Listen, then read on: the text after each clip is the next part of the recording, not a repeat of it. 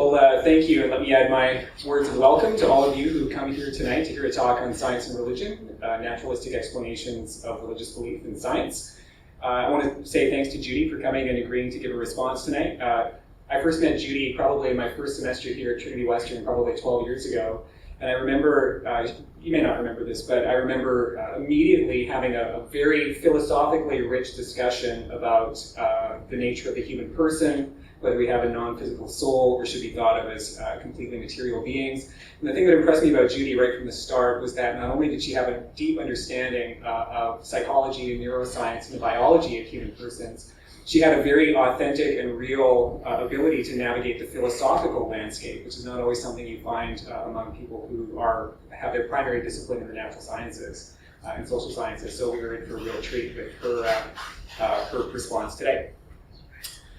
So, science and naturalistic explanations of religious belief. Here's kind of an overview of what we're going to be doing tonight. I want to begin by looking at two questions that I think sometimes get conflated, but are very relevant for our understanding of how we should look at religious belief, its causes, and whether or not religious belief can be plausible.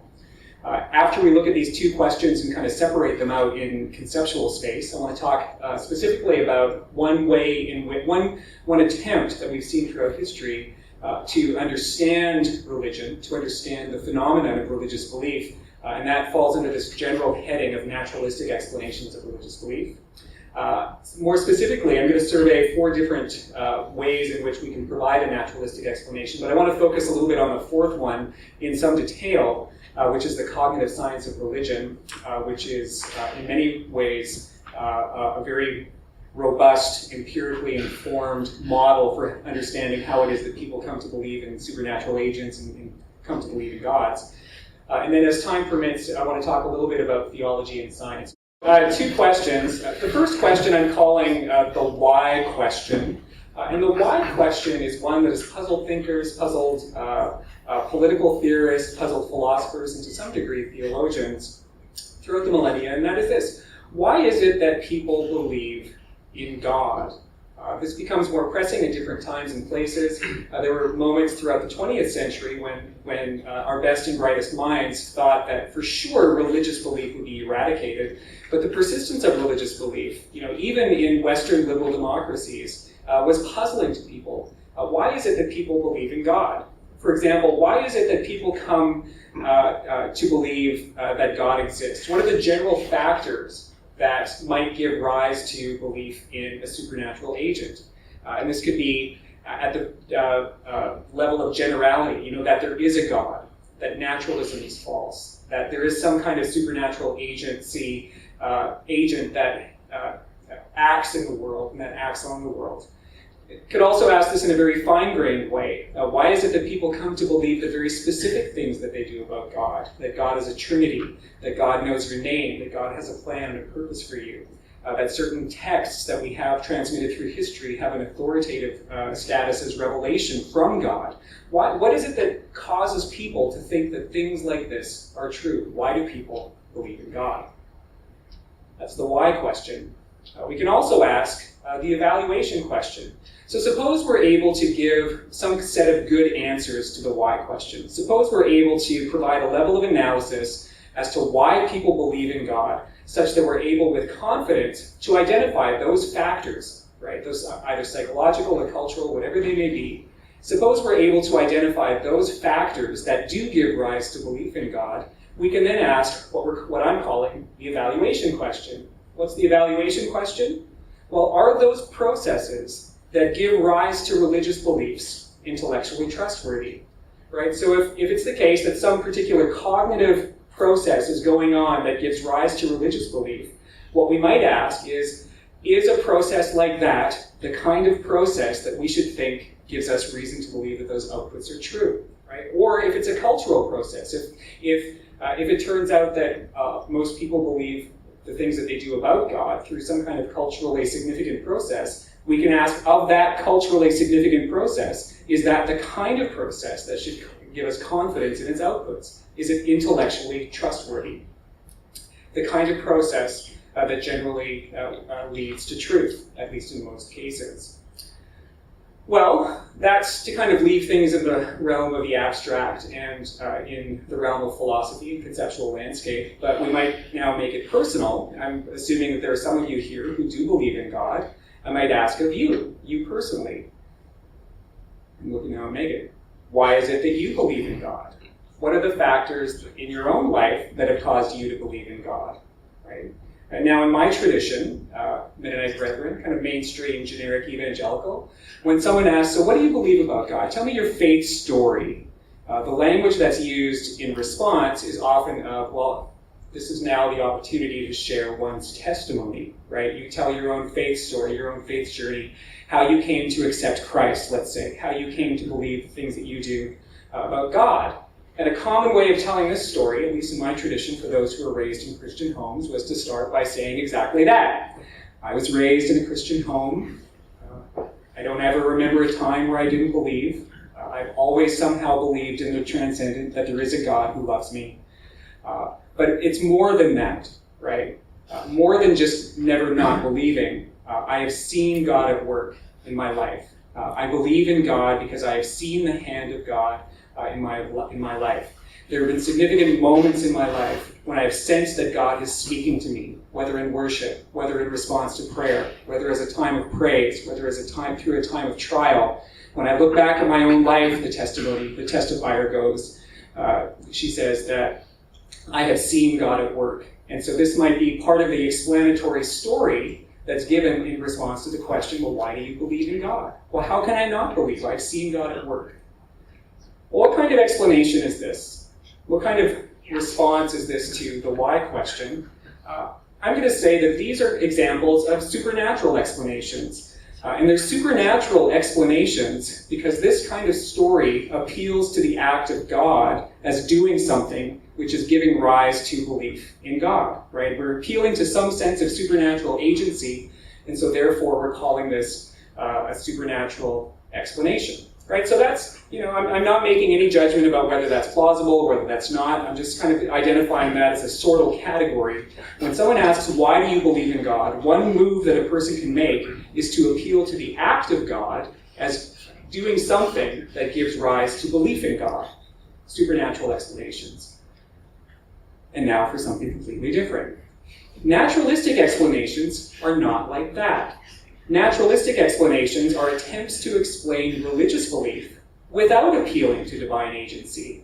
Naturalistic explanations tell a story that, if true, would explain why it is that people do believe in gods, but nowhere in that story do we see the hand of God or the act of God doing something that causes people to believe in God.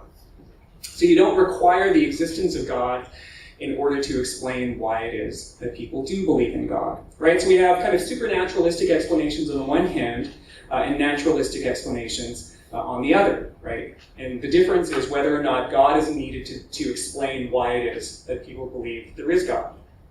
So that's kind of a bit of conceptual territory that we're going to, that'll be helpful for us. What I'm going to do now is talk a little bit about this project of giving a naturalistic explanation for religious belief.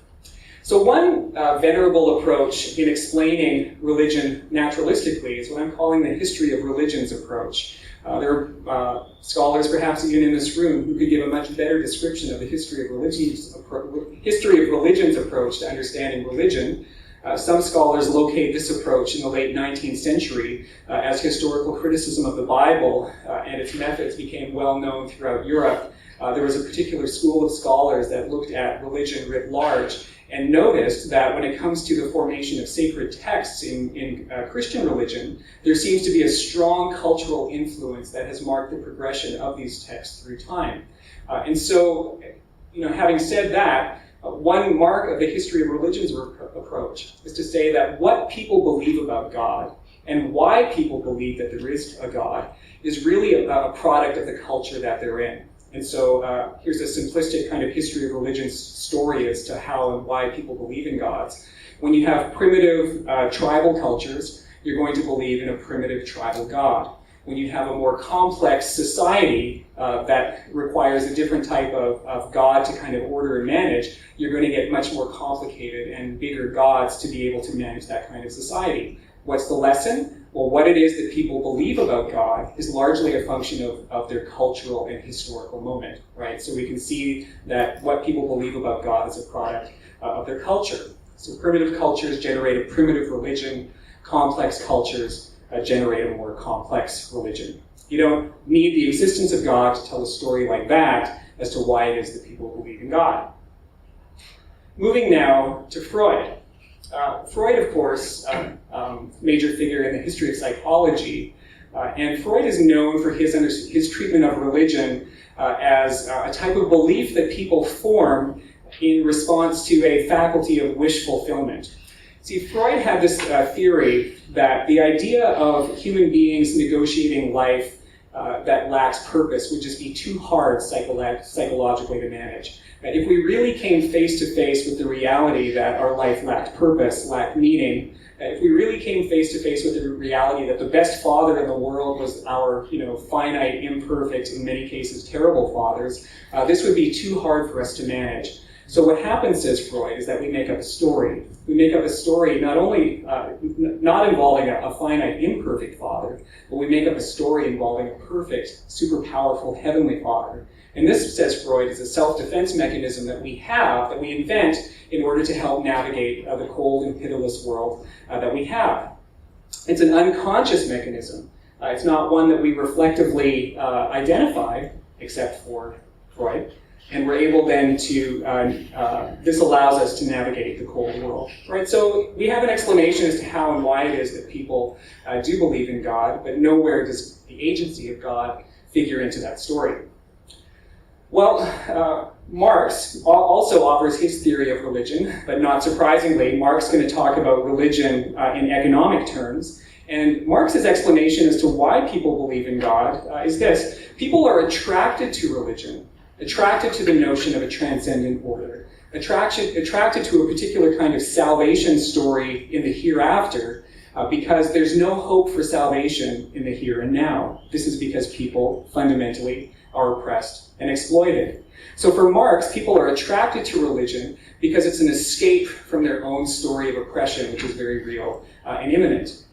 Moreover, says Marx, it is in the interest of the ruling class to utilize religion as a means, a very effective means, by which you can oppress, manipulate, control, and exploit the many. And I'm very, very tempted at this point in our lecture this evening to have an extended discussion about the way in which religion functioned in the very recent American election, right?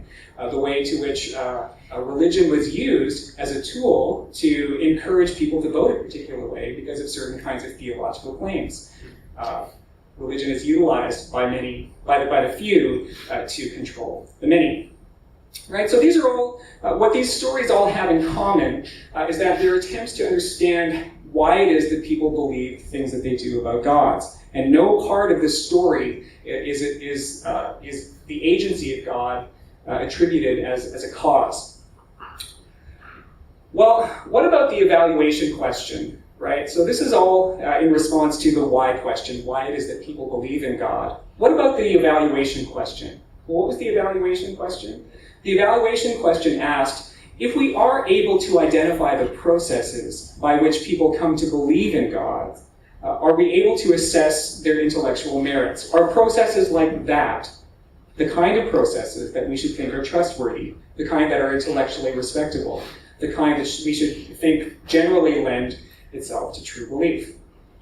Well, I'm not going to go through all of the different examples, but I do want to spend a little bit of time on Freud and Marx because the quotations are just so delicious. Here's Freud. The whole thing is so patently infantile, so incongruous with reality, that to one whose attitude to humanity is friendly, it is painful to think that the great majority of mortals will never be able to rise above this view of life. Right? So Freud thinks that the processes that give rise to religion in his model are ones that we need to set aside because they are not the ones that we should think give rise to true belief. They are incongruous with reality and patently infantile. Well, I've got a series of quotations from Marx. What does Marx think about the processes that give rise to religious belief? Are these the kind of processes that we should think are trustworthy? Well, here's Marx. This state, this society produced religion, a perverted world consciousness, because they are a perverted world. Religion is the sigh of the oppressed creature, the heart of a heartless world. Just as it is the spirit of a spiritless situation, it is the opium of the people. One more from Marx. The abolition of religion as the illusory happiness of the people is required for their real happiness. Right? When religion is the opiate of the masses, the last vestige of an oppressed and exploited people, in order to really bring about their salvation, says Marx, they need to move beyond religion, because processes like that, they're not trustworthy. They're not the kind of processes that we should think give rise to true belief. You with me? All right. Moving now to another attempt to explain religious belief, and this comes from the cognitive science of religion. This first quotation is from a cognitive scientist well known in many circles by the name of Justin Barrett. And Barrett says this: cognitive science of religion draws upon the cognitive sciences to explain how culturally recurrent features of human minds and their natural social environments inform and constrain religious thought and action. Now, you might see the word cognitive sciences, and you might be thinking to yourself, well, is this just a warmed-up version of Freud? I mean, Freud located religious belief in the actions of the mind, a particular kind of psychological process. Now, Barrett here is saying that cognitive science looks at cognitive sciences to explain these features of religious belief. But there's a very, very, very, very big difference between Freud's kind of theory, which in many respects he kind of cooked up from his armchair, and Barrett's description of what cognitive science does. And the brief story is this. When it comes to contemporary cognitive science of religion, there's a much stronger empirical, much more robust kind of empirical base. Like over the last several decades, cognitive science of religion has really flourished into its own sub-branch of psychology and experimental psychology, and has,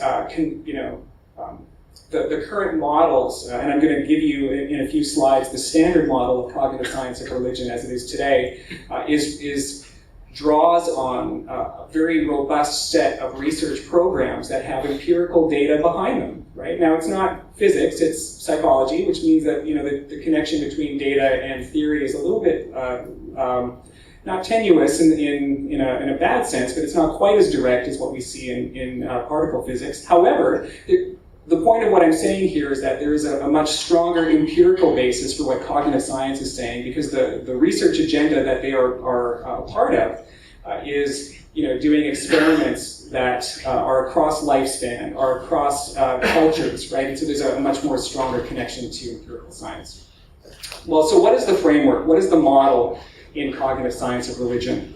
Well, one of the parts of the basic framework are this. Your mind is not a blank slate that gets written in by culture. One of the assumptions of cognitive science is that you come to the world with a set of tools, and this tools is going to the set of tools that we have is going to inform and constrain the mental life that we have.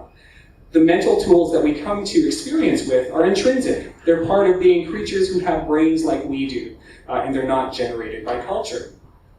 And this is going to shape the kinds of things that we think. It's going to shape the kinds of things that are going to be easy for us to believe, as well as things that are going to be very difficult for us to believe.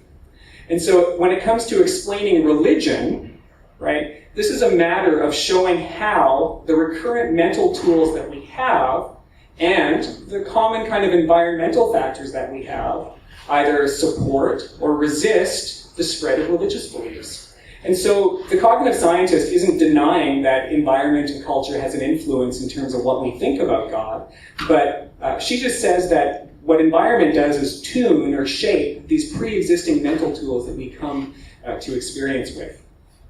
One other conceptual kind of distinction before moving on, and that's with the distinction between reflective and non-reflective beliefs. So non-reflective beliefs are those that are just immediate and spontaneous responses to experience. They don't arise through reflection. They don't arise through deliberation. is part of the model of cognitive science of religion, is that we have a whole assemblage of mental processes and mental tools that just are giving us content in a pre-reflective way and guiding behavior, guiding reflective processes later on downstream from experience. But a whole bunch of what is going on mentally is happening at a pre-reflective level. And it's quite interesting once you get into the literature. You might ask, well, how is it that they could know that we have a mental tool that's operating pre-reflectively? Because as soon as you start to think about it, you're engaging reflective processes. And there is a very interesting set of empirical studies that they do that are able to quite plausibly suggest to us what kind of mental tools we have that are pre-reflective. So I've got a table here, and it's going to show you what cognitive scientists have specified as pre-reflective mental tools and the kind of outputs that they have.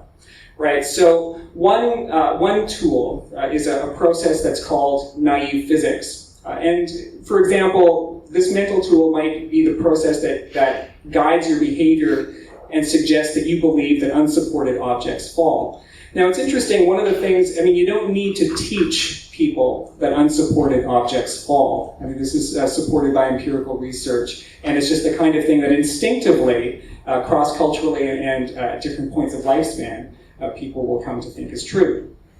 Another mental tool, that has as its output non-reflective beliefs, naive biology. These are you might think these are kind of hokey names, but they're supposed to identify specific processes that have as their output certain domains.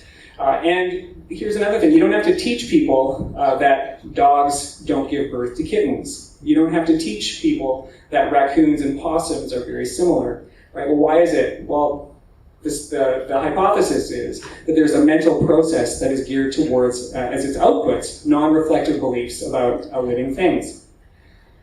Another non-reflective mental tool, and this is going to become very relevant when it comes to understanding religious belief. This is known as hypersensitive agency detection, right? And what this means is that in many contexts, you don't need to teach someone, you don't need to teach a child, you don't need to teach someone reflectively or engage them reflectively to think that some action is the result of an agent. Right? And the reason that this kind of mental process is called hypersensitive is that it seems to have a lot of false positives, right? So a common example in the literature is to show that there's actually an evolutionary advantage to have agency detection that's hypersensitive, because if you're traipsing through the bush and you hear a rustling behind you, it increases your fitness if you just automatically assume that rustling behind you is the result of some kind of animal or agent. There's something doing that. It's not the wind. There's some kind of being that's there rustling behind you, kicks in fight or flight, and you choose to flee. Right? So hypersensitive agency detection is this capacity we have to attribute agency to certain phenomena. And finally, theory of mind. And theory of mind is this incredible capacity we have to look at other things, other objects in space, and attribute mental states to those objects. Think of the experiments that are done with infants hours out of the womb, where they are able to look at faces and mimic. Right? Isn't that an incredible thing? You don't have to teach a child. It's not a culturally informed education process that's helping infants mimic the faces that they see. And there's also all sorts of experiments that are done with very small children, months old at different stages of lifespan, where they're able to kind of track and focus their attention on faces and different things. And of course, in our own life as adults at different ages of lifespan, we just automatically assume when we see a face that there's a certain kind of mental state that's going on, angry, sad, happy. All right. Well, on the standard model, then, if these are mental tools, right? Naive physics, naive biology, hypersensitive agency, theory of mind, there are a host of other mental tools that cognitive scientists posit form part of what they call core cognition, right? This core set of mental tools that you find across cultures that are universal as part of our human experience, that may be tuned by environment, but we bring them to our environments. When you have this set of tools, what does that mean for our understanding of religion? All right, well here then is the standard model in cognitive science of religion, and it goes like this.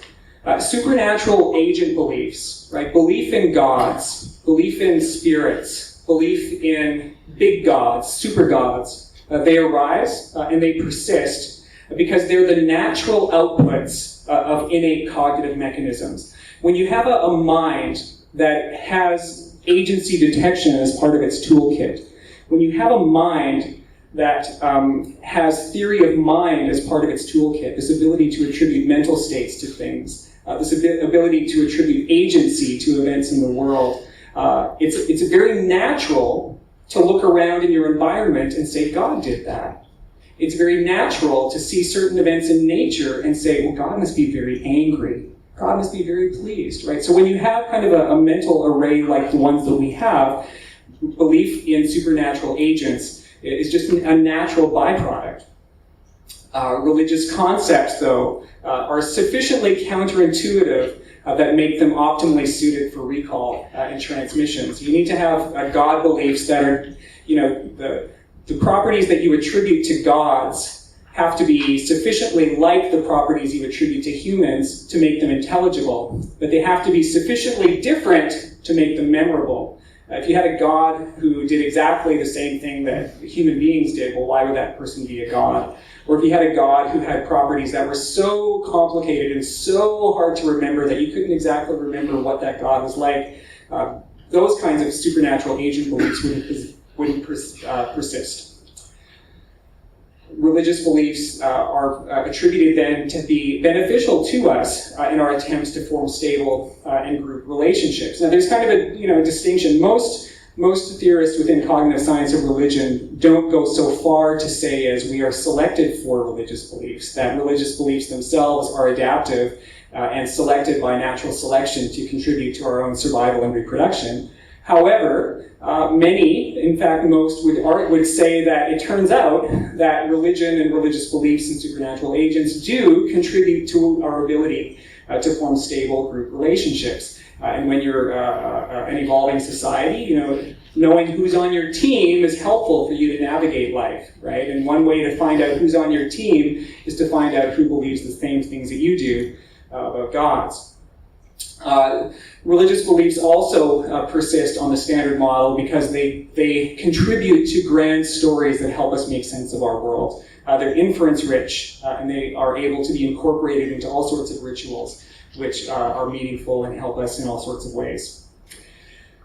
Okay, well that's cognitive science of religion, this attempt to describe religious belief in cognitive terms that sees it as an output of certain mental tools that we have. Nowhere in that story did you find the work of God. Why is it that people believe in gods? Well, on the cognitive science approach, they're going to say people believe in gods because it's very easy for them to believe in gods, given the kind of brains that we have.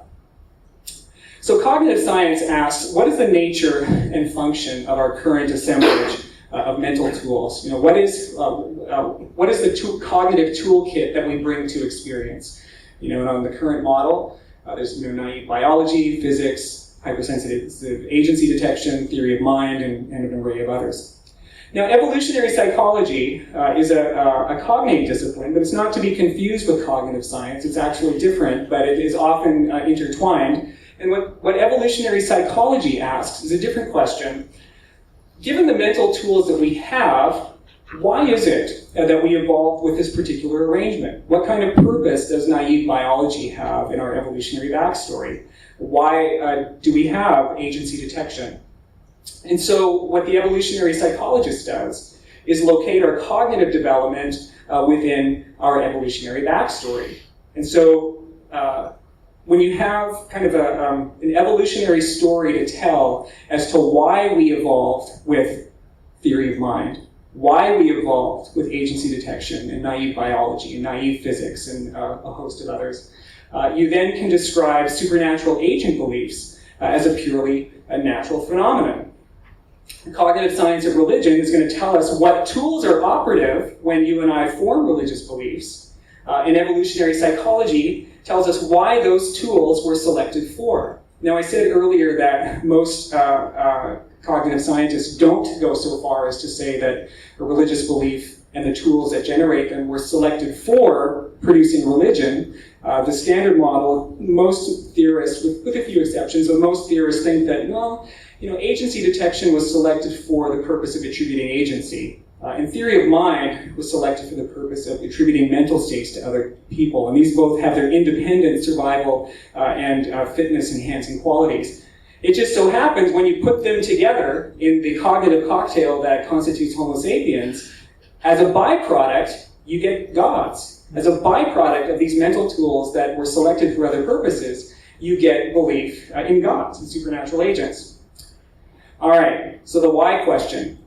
Why do people have religious beliefs? Cognitive science of religion says people have religious beliefs because our minds have evolved in ways that incline them toward belief in supernatural agents. People have religious belief because it's very, very, very, very natural for them to have religious belief, to have belief in supernatural agents. And then on that kind of basic cognitive foundation, you can add all sorts of cultural layers that explain why religion has the shape that it does in different times and places. But the basic foundation, the basic framework is universal and cross-cultural, and it's cognitive. People believe in gods because it's easy for them to believe in gods. Well, that's the why question. What about the evaluation question? And here's the thing that sparked my own interest in cognitive science close to a decade ago. And that is, once you start paying attention to it, you start to see cognitive explanations that are really attempts to explain away certain things, right? You get people explaining moral cognition cognitively, and that's supposed to kind of explain away any kind of objective moral truth. Or you get people providing cognitive explanations for religious belief, and the alleged upshot is that there's nothing more to see here. We've now explained away gods because we've been able to tell a good cognitive story as to why people believe in God.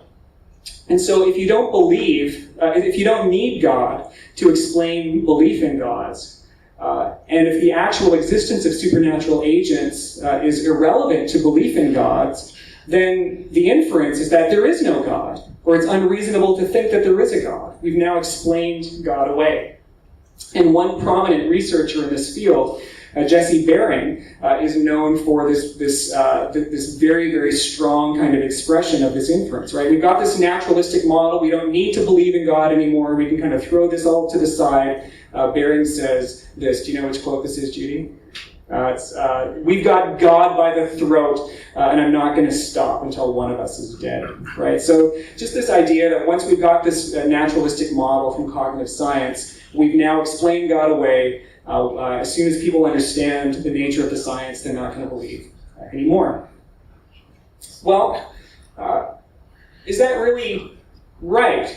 One of the things that's happened over the last decade is that as philosophers, right, whether they're, whatever their perspective on theism, but as philosophers have engaged the material that comes to us from cognitive science and some of the inferences that are made that are supposed to follow from the science, they're asking this question, what exactly is the argument, right? Suppose you have a cognitive explanation. Suppose you have a story about what's going on cognitively when people, that helps us understand why religion persists, why we find it cross-culturally, why atheism is relatively rare in human history. Right? Well, cognitive science of religion does a good job of telling us, of answering those kinds of questions. But it's a strong leap from that kind of story to the conclusion that there is no God. It's a big leap from that kind of story to the conclusion that people who do believe in gods are committing some kind of intellectual sin, or that it's impossible for their religious belief to be supported through other intellectual means. And so while a lot of cognitive scientists may just make this really quick inference to say, well, we've got a naturalistic story, therefore there is no God. We've got God by the throat, and we're not going to let go till one of us is dead, right? It might preach well to a particular kind of audience, but it's not the kind of thing that we should think is true if we want to be good philosophers, if we want to be good thinkers about what the science, such as it is, does tell us about what's true.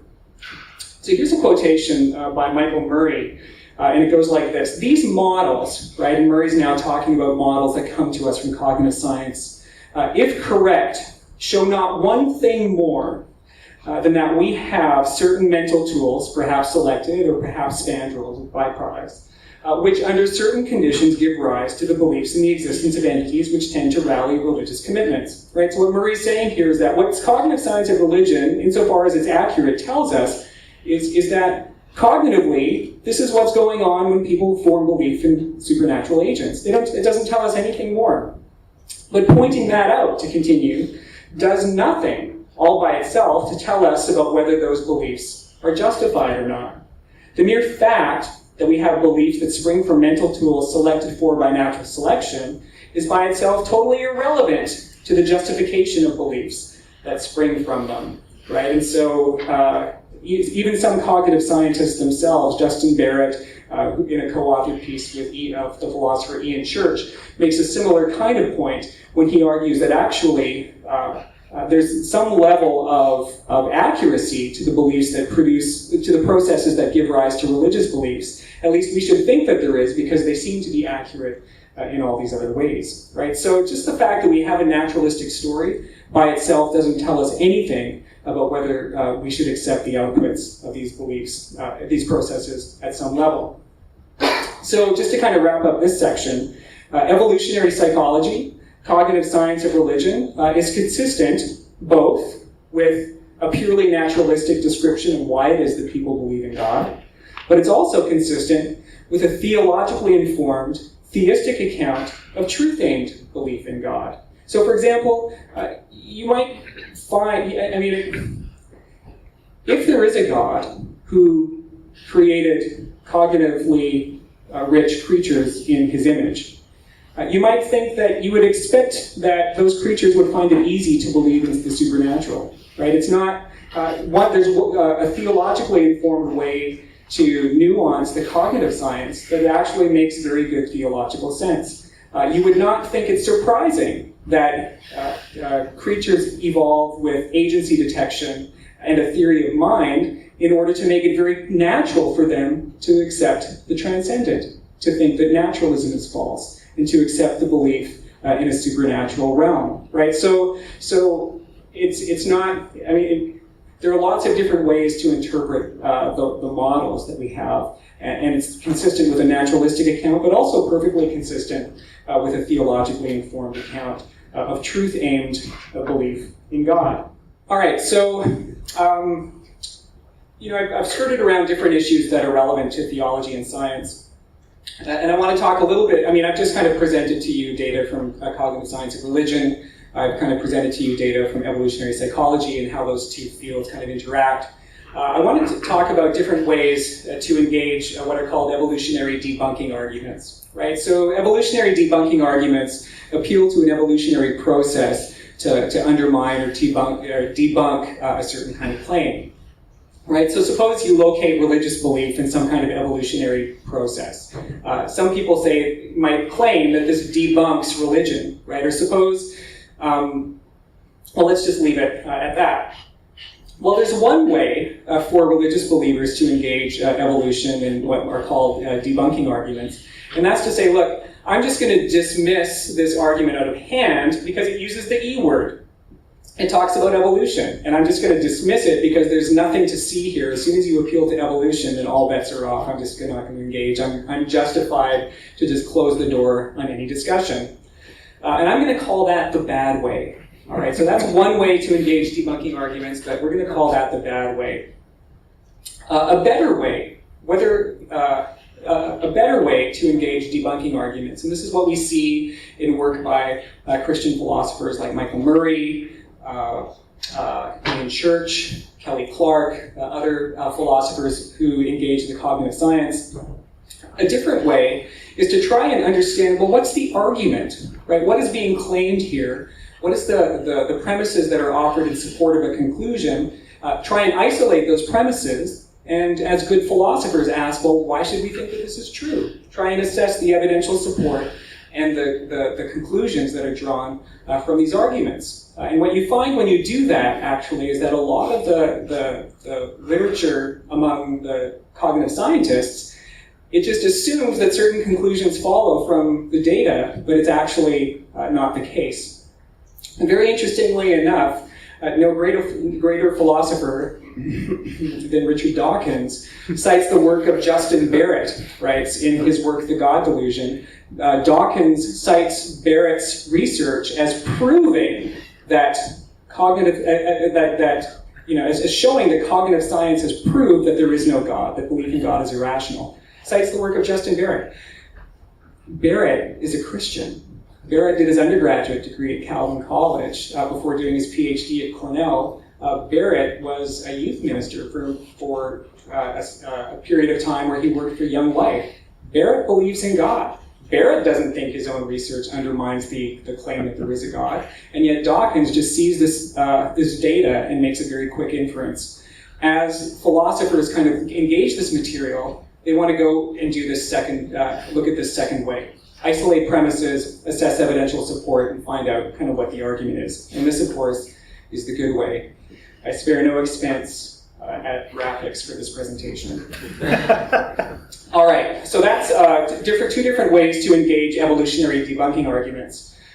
Here's one way to treat science theologically, right? So this discussion is kind of at an intersection of science and philosophy religion, or if you come at things theologically, at the intersection of science and theology. So here's kind of an argument schema that we sometimes get when religious believers engage science. They kind of go through this process that says, well, look, according to my theology, some claim P is true. But I'm hearing from current science that actually this claim is false. P is false. How do I navigate this apparent conflict? According to my theology, P. According to science, P is false. Well, let's go back to premise one. And this now is an argument stopper, therefore P is true, right? And this is kind of an argumentative process that sometimes people engage in when they try and treat science theologically. They come to that engagement with a theological commitment, and then when it comes to alleged data from science that conflicts with that commitment, they just renew their commitment to theology, and that's as far as it goes. And I would argue that that's not a good way either. Right? That's not a good way, it's not an honest way, it's not a truth-seeking way to engage science.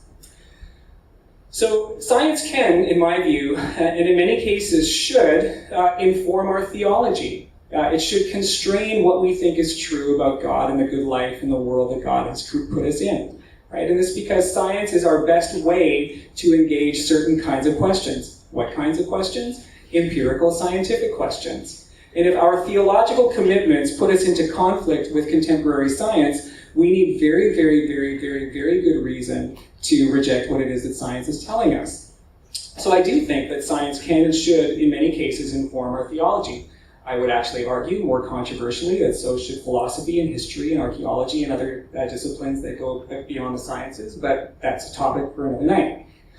I do also think that science does then suggest ways in which our theological commitments need to be revised, right? And this is because when our theology has empirical entailments, we need to check those empirical entailments about our best empirical science as a recursive loop back into what our theology is telling us. Here then is an example with which I'll conclude, genomic science. Genomic science provides strong evidence for a couple of claims. It provides strong evidence for the common ancestry of humans with other primates, and it provides strong evidence against the claim that humanity is tracing its lineage to a first human couple. There is very, very, very, very, very good science to support the first claim and to deny the second. How then are we to treat this science theologically? What do we need to do then as good thinkers, as people who want to follow God, as people who want to use the tools that God has given us to make our way in the world? Well, either the evidence is really misleading, right? Either we have really, really, really misleading evidence that, all comers on a neutral playing field should think this, but it turns out that actually it's wrong. Either the evidence is misleading, or we need to adjust theological commitments. We need to have an informed and integrated theology in order to review understandings of what it means to be created, what it means to have undergone a fall, concepts like original sin. We need to think through, or at least create theological space to think through the Adam-Christ typology, right? So this is a different way of engaging a science theologically than that first model, according to which, well, if theology says P, science says P and false, check premise one, it's got to be P, right? So what I'm arguing is that this is a better way to integrate science with our theology. Thanks very much.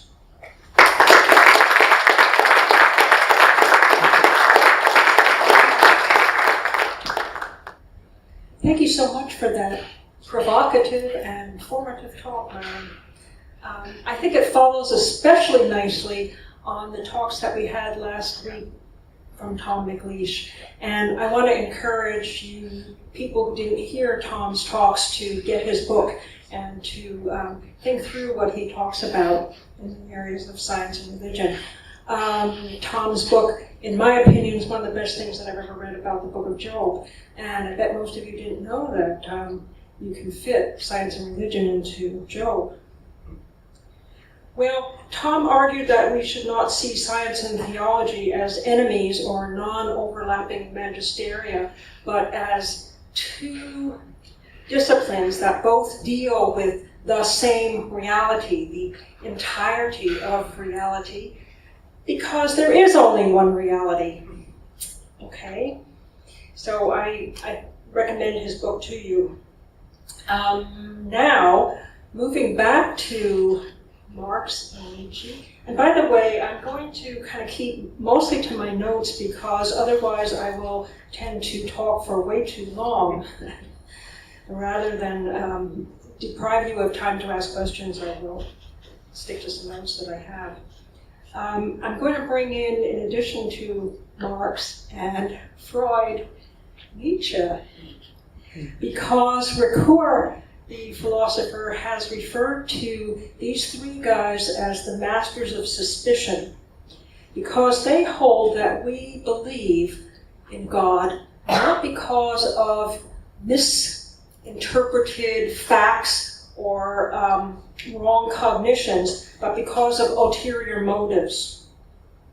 Okay, they are suspicious of our motives rather than being skeptical of the truth claims of religion. We are just self-deceived when we have faith.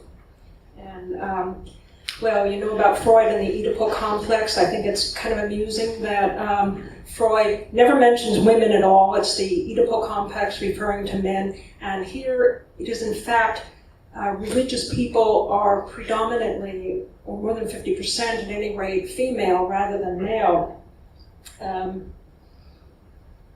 Okay, to move on to Nietzsche.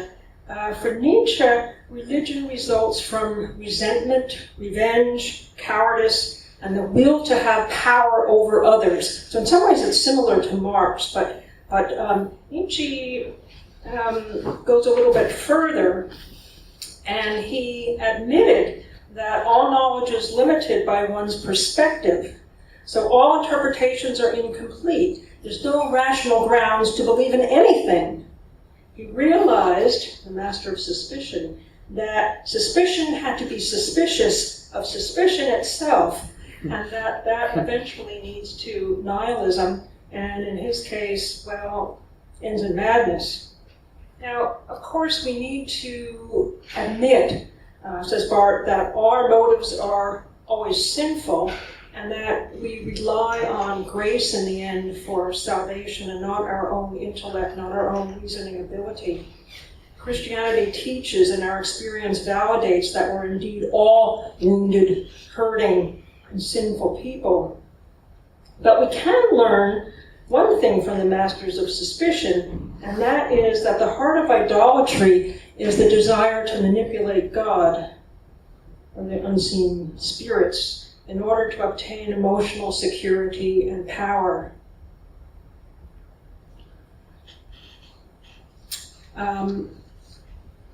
The three masters of suspicion they deal in general terms with religion and not with any specific religious beliefs. But of course we realize that they're talking in many ways about Christianity because that was the culture, the milieu in which they existed. Although we do need to be honest with ourselves about our motives, that won't answer the objections of the masters of suspicion. They will keep repeating over and over that we are just exercising bad faith because we continue to believe. So you're just holding on to these bad motives, otherwise you would give up your beliefs. So we need to respond to Freud and Marx and Nietzsche, I think, on some other grounds. An alternative explanation to our emotional needs might be that God designed us to find emotional fulfillment in relationship with himself. We also have needs for water and food and air, but we don't write off these things as being imaginary because we need them. They are genuine needs. So saying that we have motivation to believe in God is not really a good argument. Let's switch from motives now to cognitive reasons for believing in the supernatural. An overlapping area here is one that I dealt with a few years ago in a talk on the evolution of morality. And a number of evolutionary and cognitive scientists have suggested that there are antecedents to our feelings about morals in various emotions that we share with other mammals: disgust, anger, fear, sexuality, what else is there? Pretty much those. Sadness. The theory is that we find many things to be right or wrong at a gut level, but we can't articulate in any cognitive fashion why. We just experience this at a gut level. This is particularly true about things like incest. Most people can't really give a whole lot of explanations about why they find incest wrong. It just feels horribly wrong. Emotions seem to provide building blocks that articulated and more nuanced views of morality build upon. Some things just make you feel angry or disgusted, and the gut feelings that we have, which are automatic feelings in our body, emotional reactions, bodily feelings, they give insight as to how other people feel because they allow us to think about other people's emotional responses. Sociopaths, you might remember, have very little in the way of emotional responses. And very little regard for the feelings of other people. Now, that's not to say that all people in all cultures have the same views on morality, because they don't, although just about everywhere incest is considered to be wrong. Clearly, culture acts top-down on these bottom-up feelings that we have from our bodies. But the fact that humans are capable of empathy is something that I believe is part of God's plan for us to be relational beings. Okay, it's built on building blocks that we share with other animals, but God can use that to allow us to be relational with other people and to enter into his telos for us. Cognitive science of religion is based on similar ideas as my ideas on morality. It assumes that all humans have similar cognitive processes. As Myron pointed out, the theory of mind, the hyperactive agency detection device, I stumble over that, and these underlie our belief in the supernatural.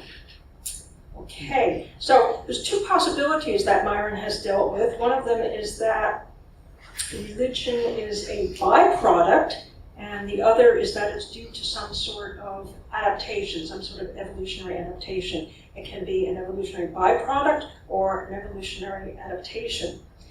And first of all, looking at the byproduct theory, this points out that we use the domain-specific mental tools that Myron's pointed out, and we don't even reflect on all sorts of things. Just as I pointed out with our feelings about morality, we don't reflect on the gut feelings that we have that this is just wrong.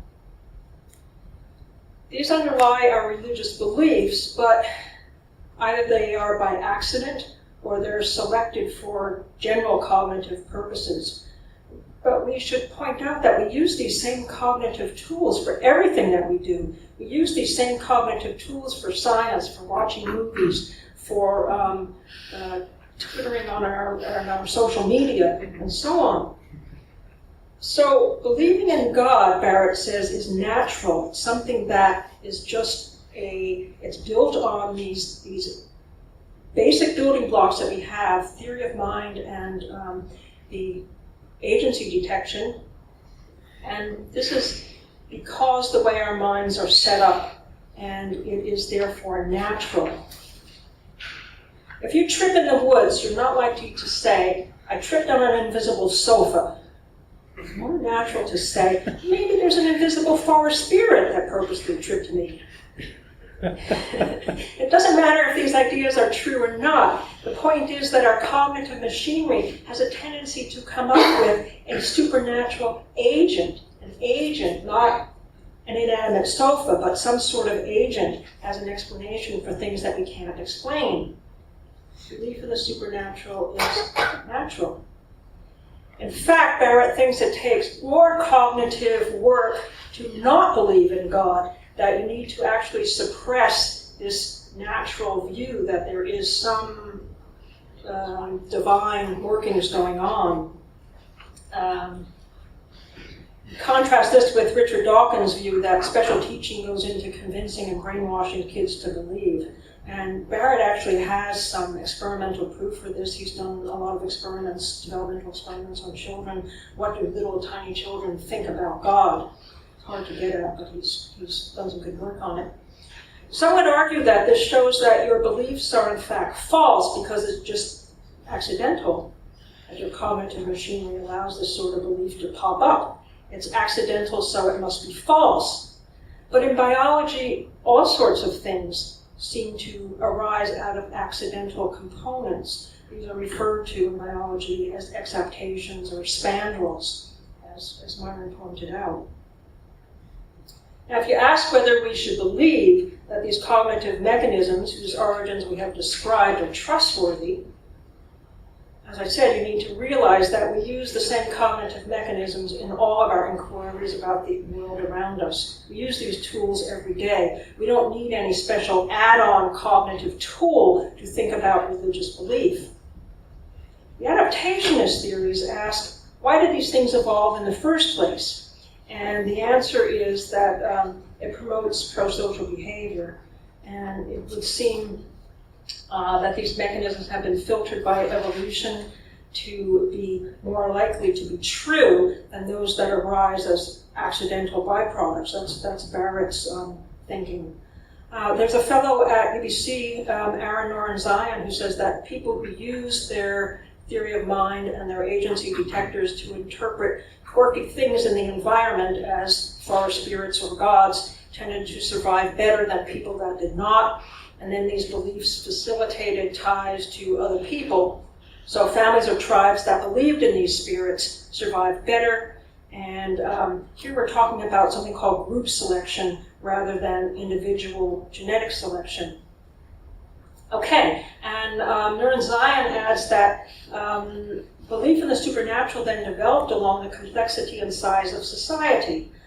Myron pointed this out, that in small societies you tend to have small groups of people, and they figure out pretty quickly who is cheating and who is a freeloader in society. But in a larger group, you can't do this because you don't know everybody. And so if you have some sort of common belief, some sort of common God who's watching you and will punish you if you step out of line, that tends to bind people together and cause them to be more cooperative with related others. Okay. There is lots of empirical evidence that people are less likely to cheat if they think that they're being watched, as you can imagine. So, cognitive science of religion is not incompatible with theism on any of these points. One other thing I'd like to deal with is that non-theists at this point would say, look how many religions there are. Look how many religions have arisen. They can't all be true. That's true that they can't all be true. But do we have warrant to reject all religions because there are so many religions? I want to close with an illustration that I heard Barrett this summer use. Lions and tigers and bears, oh my! And he asks us to imagine him walking through the woods, through the jungle, with 3 colleagues, one from Africa, one from Asia, and one from North America. And they come upon a tree with a whole lot of scratch marks on it, claws having scratched up this tree. And the African says, oh my, there's a lion there, we better get out of here. And the Asian says, no, it's not, it's a tiger, but we better get out of here. And the North American says, but it's a bear, and we still better get out of here. Would Barrett be justified, he asks, in saying, well, you guys can't agree. How do I know that there's anything there at all? Maybe it's just not true.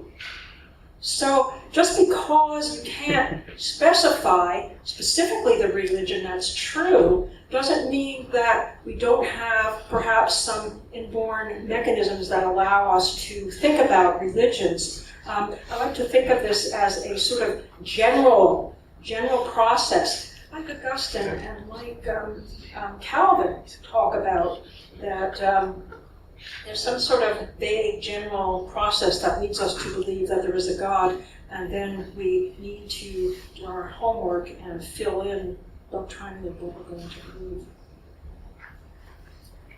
Okay.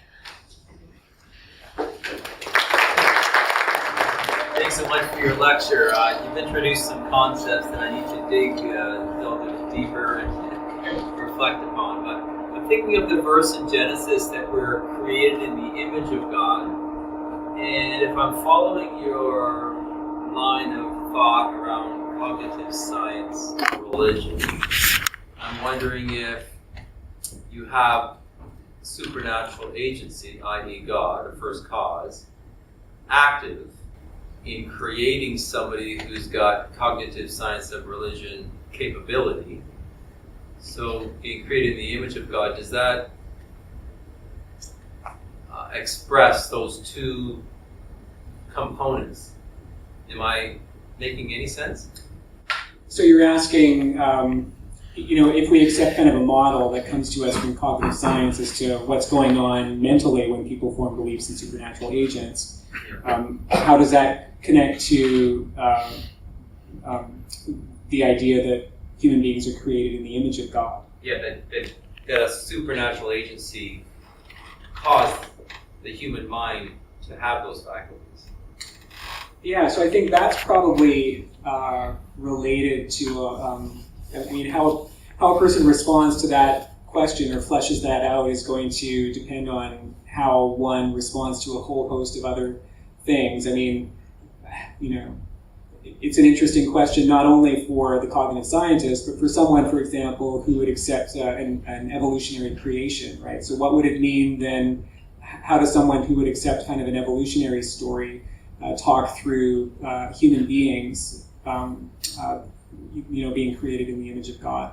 I think there are different ways theologically throughout history to understand the imago Dei. Is it a certain set of attributes that separate human beings from animals, a capacity for relationship, a capacity for love, a certain set of rational faculties that are brought to our navigation of the world, the ability to engage into meaningful relationship with God and to accept the benefits of that. Different ways that, regardless of what one thinks is going on cognitively when people believe in gods, are part of our understanding. And I actually think that any of those historically rich models can be adapted or understood and incorporated within different kind of scientific accounts of how we come to believe in gods. For example, if you believe in a creator God who has brought matter into being out of nothing and has endowed the material world to be governed under a certain set of laws, and a process that has given rise to humanity such that we're able to believe in God and to accept relationship with God. I mean, that's, in some sense, the cognitive story is just kind of the backstory, but the theologically rich story is kind of the point of the narrative, I guess, and that can accommodate a variety of different stories. I mean, do you want anything to say there? I agree. Okay. Thank you. Thank you. Yeah, it's a great question. Good question. I kind of wrapped up at the end there with a few, points of contact between, theologically rich questions that, can be integrated with these models for understanding cognition. Any other questions? Yes, Dr. Morrissey. Can I ask about the evaluation question? Yeah. Are you going to evaluate us now? Yeah, because I think it's a bit precious to say that, you can have these cognitive science descriptions of the origin of religious beliefs, but that's completely irrelevant to whether those beliefs are true or not. That strikes me as, like a little bit precious, and you really don't have the cognitive scientists by the throat there with that distinction. Because let me make an analogy. So once upon a time, this is going to be for Judy, so carry on. Yeah. So once upon a time, lightning strikes the tree, and the tree's on fire, and someone says, "Well, Zeus must be angry," or the darkness comes across the sun in the middle of the day. Zeus is angry with us. Well, then once you understand weather in the atmosphere and how that works, or how a solar eclipse works, then you get rid of this belief about Zeus. Okay, so it's not irrelevant to your belief about Zeus. So then if you come to this description of how naturalistic processes give rise to religious beliefs, well, it's not really irrelevant to whether those beliefs are true or not, is it? I mean, it seems like to strongly suggest that you have to rethink how you're thinking about religious beliefs. And that if you're not radically, redoing your theology to address these newfound scientific concerns, you're sort of ignoring the question and being a little bit precious. I mean, if we can get rid of our beliefs about Zeus, then, there's something serious going on here, and it's a bit precious to say it's completely irrelevant, isn't it? Well, That's a great question. So here's kind of my current state of thinking about this. And so here are things that I think are true. That the model for explaining religious belief that comes to us from cognitive science doesn't provide any evidence for atheism, right? So if you're an agnostic and you're not quite sure whether God exists or not, in my view, evidentially, what you learn from cognitive science shouldn't tip the scale for you towards atheism, because for a variety of reasons. But I think here's something that I think is true. Maybe this is kind of what you're gesturing toward. I do think that if you are an atheist, and you come to read cognitive science, what the science gives you as an atheist is intellectual aid and comfort, right? It kind of fits with a broadly naturalistic story. It should be troubling to you as an atheist if there were nothing like a naturalistic theory of religion, but there is this naturalistic theory of religion, so you might feel comfort in that. What I also think it does do is what the models do provide is a reason to reject certain kinds of religious claims. So, for example, if you thought that when you sense God acting in the world, that the best explanation for why it is that you sense God acting in a particular way is that God is acting that way, well, cognitive science might give you a different explanation, right? So you might sense and so as an atheist, that would also provide intellectual aid and comfort. It would give you a way out of certain kinds of pressures from certain kinds of religious arguments. So, but that's only going to have value for someone who's approaching these things with already a preconceived rejection of belief in God. Conversely, if you're coming at these same kinds of experiences as a theist, as someone who does believe in God, there's nothing in the science that should give you any evidential pause, right? So that's kind of my assessment of what we learn and what we don't learn from cognitive science of religion. So you're right to push back and say, well, it's not completely irrelevant to our assessments of these things. But I do think once you kind of scratch the surface and say, well, okay, so what does the science actually tell us about whether God is or God isn't? I certainly agree with Michael Murray that the science does not, provide any support for atheism. Now, I will disagree with Justin Barrett. Barrett actually thinks that the science gives us a good reason to believe in God, and I actually think he's wrong about that. I think that the science is evidentially neutral in that if you are a theist, what you can incorporate the science into a story that makes you think that something like part of Reformed epistemology is true, that there is this kind of general sense of or awareness of God that we have as part of our cognitive array, or with Augustine as well. But I don't think it should give a confirmed atheist or agnostic any push towards believing in God. I don't think the evidence is that strong from the science. So that's kind of where I fit. Do you have anything to add to that, Judy? Yeah, I also think that it doesn't give you evidence one way or the other as to whether God exists or not. Although I think an atheist could push back and say, well, if you haven't found anything that leads you to believe that God exists in this natural cognition that we have, then maybe that lowers the probability of the existence of God. Do you see what I mean? Yeah. And the way it seems to work in the lives of people, it's not so much that it's, this evidential push towards atheism. It's more the contrast between this, flat or one-dimensional theology and this rich, detailed scientific description of this magnificent universe we live in. Well, am I going to go with theology of Zeus, which is kind of goofy and one-dimensional, or this rich scientific world that's just opened up my mind?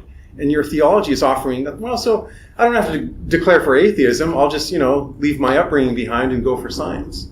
Well, but I guess I would just say is that, it's not an either or, right? It's not like the scientific story in any way, addresses some of the questions that are addressed by religious belief. It's not like, But maybe those are the wrong questions. Right. Right? It's not completely irrelevant, right? Maybe that story is just not the way of looking at things.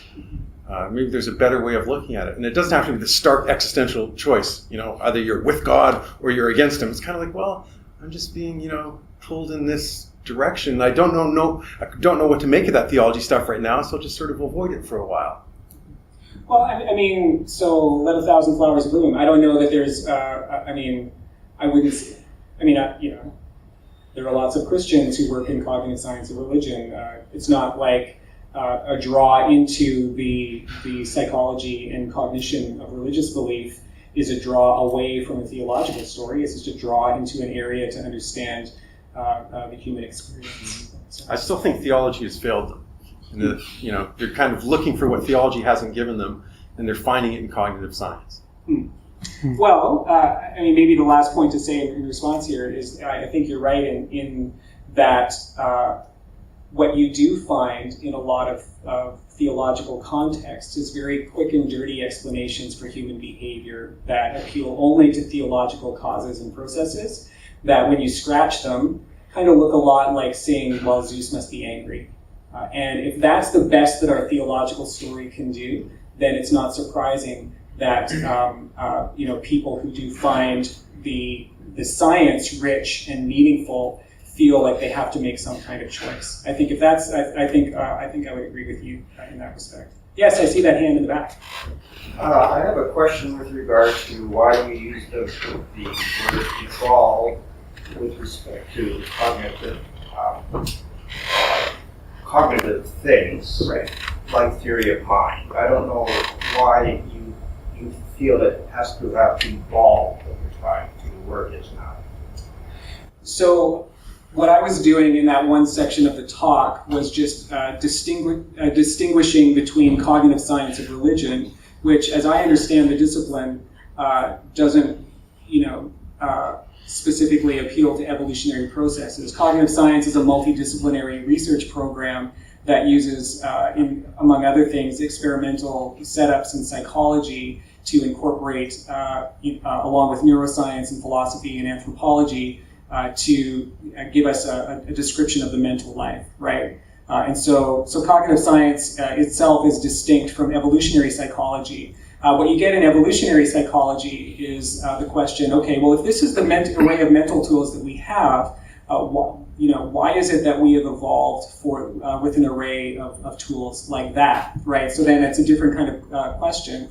Now, one of the things that happens in what seems to be the case right now in cognitive science is that it's still, there are too many competing theories, too many competing models. I presented what has come to be known as the standard model, but the standard model, is already becoming, if not passé, under significant critique, with different accounts among cognitive scientists as to, why we should think that some theories are more explanatory than others. And one of the cards that's sometimes played in adjudicating between theories is whether or not you can tell a better evolutionary story as to why some theory is preferred over the other.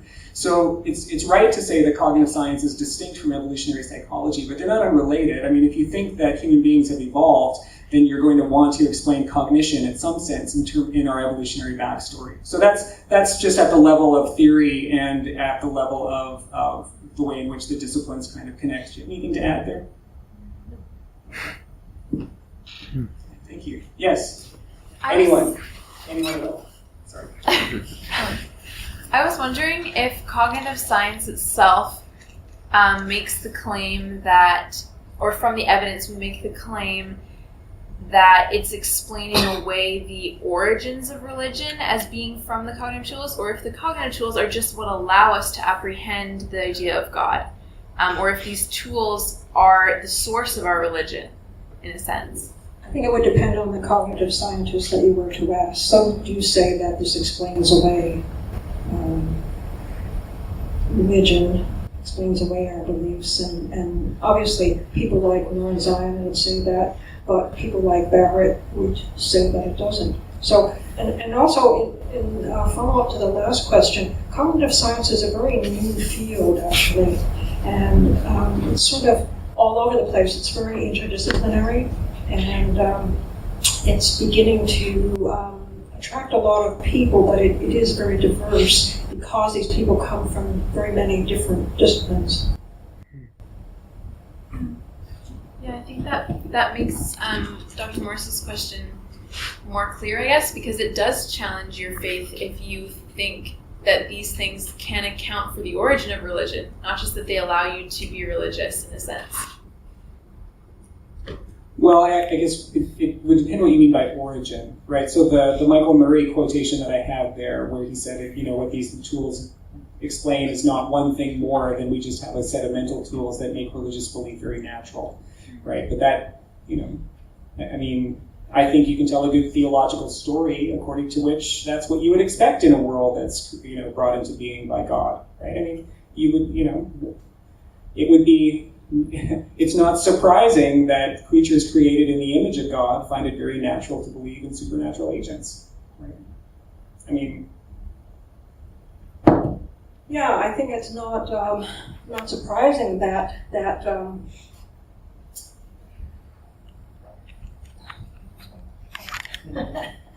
it's not surprising that some cognitive scientists say that we are explaining away because we can explain things. This is what people normally do with I have to take a photo just when I Where's the adaptive brain advantage? lapse.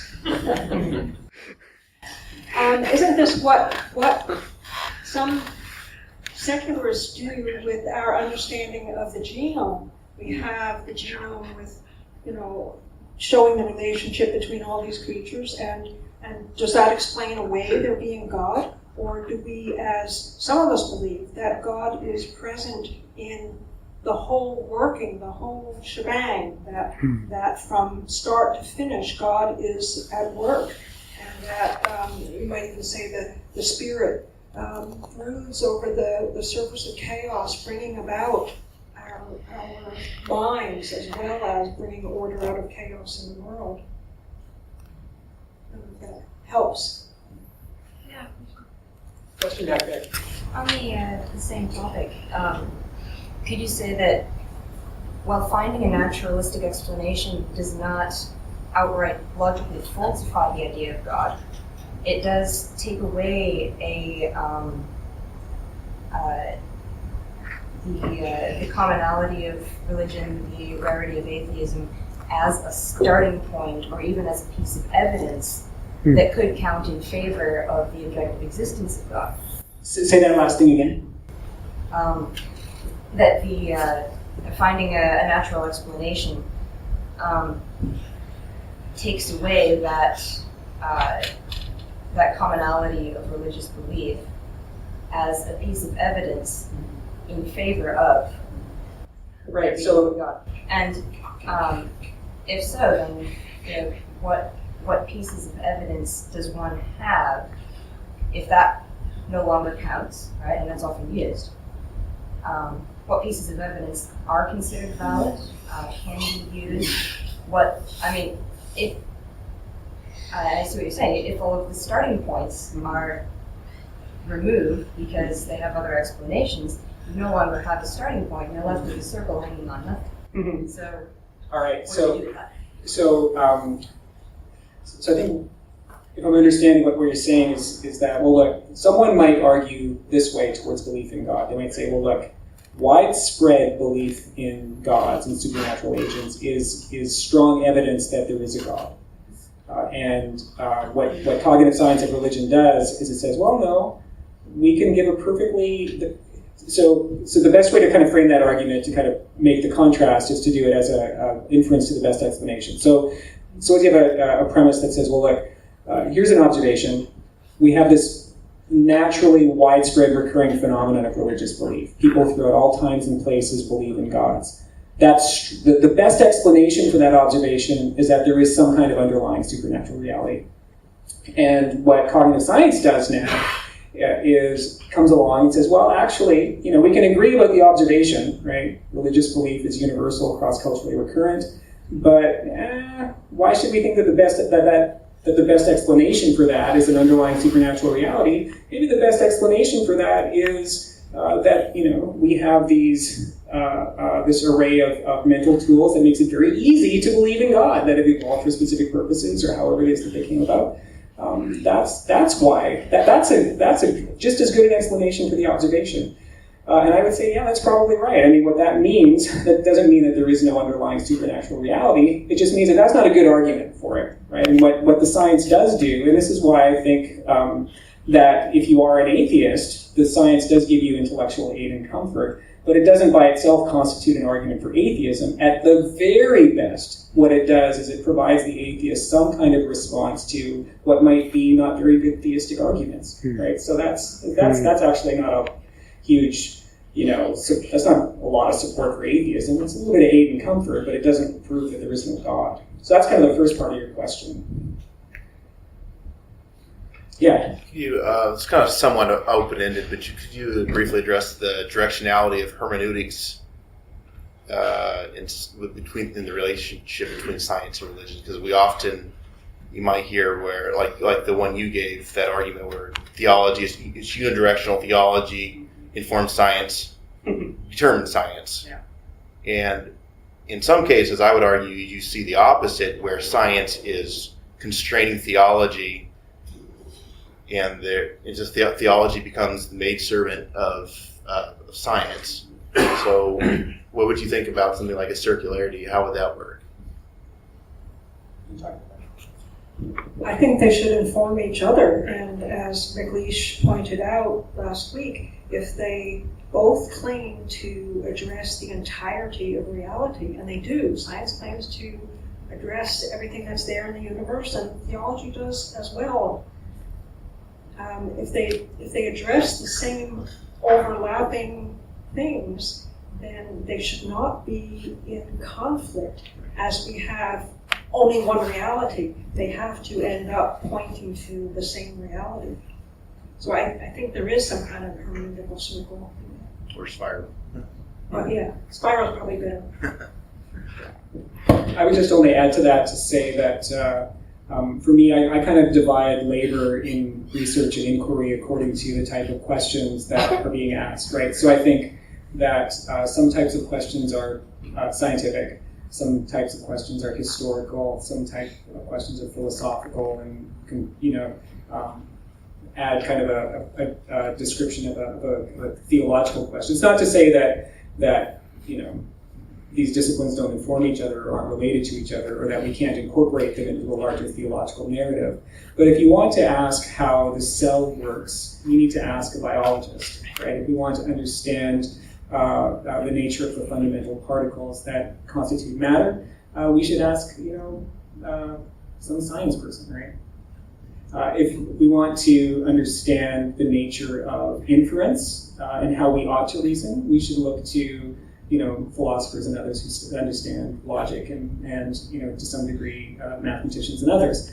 If we want to understand how we actually reason, not how we should, but how we actually do, well, we need to ask psychologists, and they can kind of give us a good... So when our theology makes entailments that bump up onto these other areas of expertise, that's kind of where we need this mutually informing dialogue. And I think appropriately, our physics, our biology, our psychology, the best outputs from these different fields actually should inform what counts as a viable theological narrative, right? So I would say that that's kind of my own view at present. Yeah, in the back. Just wondering, furthermore to what you've just been saying here, that does that not leave us in terms of our theological understandings with a certain perpetual tentativeness? That we're forever never really certain, unless, of course, you reduce your kind of understandings to metaphor or myth in terms of creation or whatever. But you're forever tentative, subject to the latest research findings of science. You say that as if that's a bad thing, and here's why I just would say that. I think in some ways that parallels what we see in our best science, and there are people here much more qualified to speak to that than I am. But my understanding of the scientific method and the way in which science views evidence is that there is a sense in which the scientific community will hold the things that it claims to be true with varying degrees of confidence. And at least in theory, there's a commitment to always being open to the possibility that new evidence will overturn the things that you previously held to be true, right? And so you can have confidence in many of the kind of the bedrock foundational claims of your discipline, but in order to really adopt the scientific spirit of inquiry, you kind of have to be open to the possibility that there is new experience and things can overturn what you previously held to be true. So I think... But that's the nature of science, but is that also the nature of theology? Well, so if you apply the same kind of template to what we think is true about God and the good life and the human experience and condition in light of who God is and what God has done, our descriptions of what God is like are our finite attempts to understand God's revelation and to model who God is in our own finite terms. And these, by very nature, are going to be imperfect and unable to contain the whole of what God is like. And so there is a sense that I would argue that there is a bit of a parallel to say we should not put all of our eggs into the basket of humanity's ability to describe who God is and what God is like and how God has acted through history as we interpret Scripture and all these other sources of authority. But like the scientist who is open to, in theory, to the possibility that future evidence and experience should cause us to revisit our claims, we can be pretty confident, right? So I think that there are parallels there. That's kind of what I'd say at present. Yeah, I concur. Theology is like science and interpretation, a human interpretation of what we find in the world and what we find out about God. But because our minds are finite, we should be, I think, always open to the possibility that we're wrong, that there is more light yet to come forth from what God has to teach us.